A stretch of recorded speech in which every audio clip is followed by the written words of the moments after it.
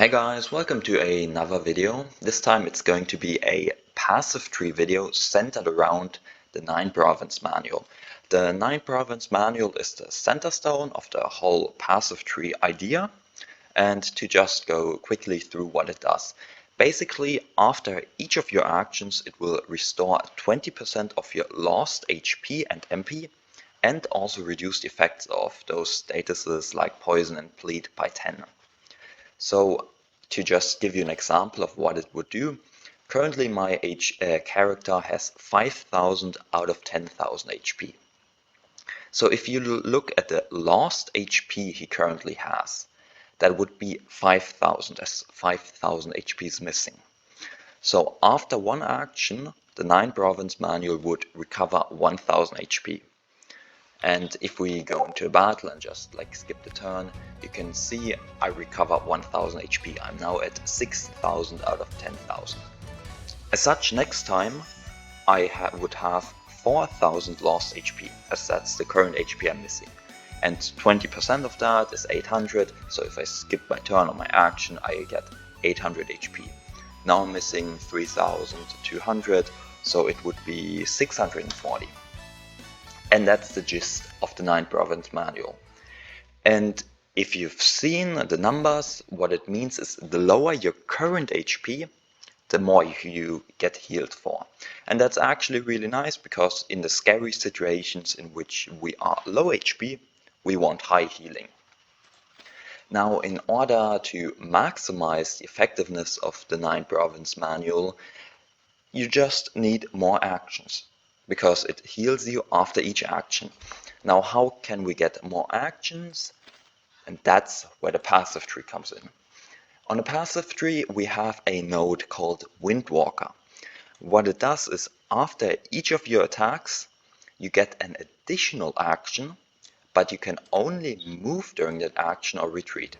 So I can showcase it, like I attack somewhere with my cloud piercing finger, I get the heal from 9 Province Manual, and now Windwalker triggers, giving me another action so I can use it to walk somewhere.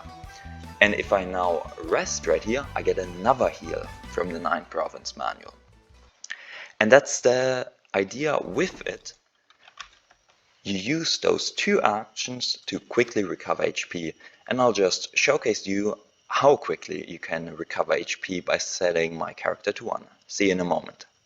So here you can see my character is now at 1 HP, and if we enter combat and we just attack somewhere, we get essentially 2000 healing, and we move somewhere else, we get another 1600 healing, we do another attack, another move.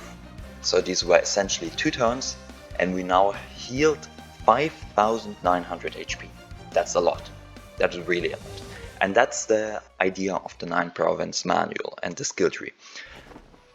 Now, to actually go through the skill tree, we first pick up all the action speed we can on the wind tree, because the idea is the faster you can move in relation to your enemy, if you can even outspeed them, outloop them, the more healing you will get.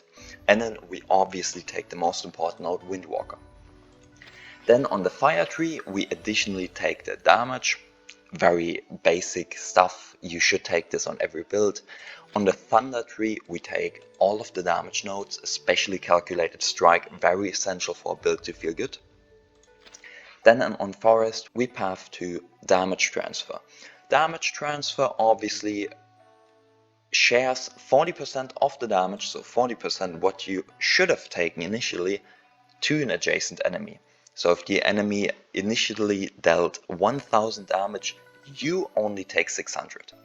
And that prevents you from being one-shot, which is the obvious issue with a healing build. Then for bosses, we will still take the trained body node, which reduces the effectiveness of the different statuses. Now obviously the 9 Province Manual actively reduces them, but this is still helpful, especially against bosses like the Confucius sect leader. Now, if you are not primarily fighting bosses, but more doing the story, you could also respec all of these points and put them into collateral damage in continuous assault. Or in case you feel you have enough status mitigation, perhaps you have the different traits, you could also take these points and invest them on one hand into the marked target node to get some additional damage and the resilient node. Those are the basic options for it.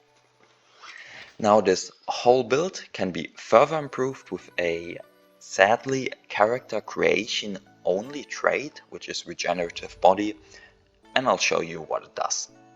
Here you can see the Regenerative Body trait. What it does is it doubles the healing from in-combat sources, such as the 9 Province skill.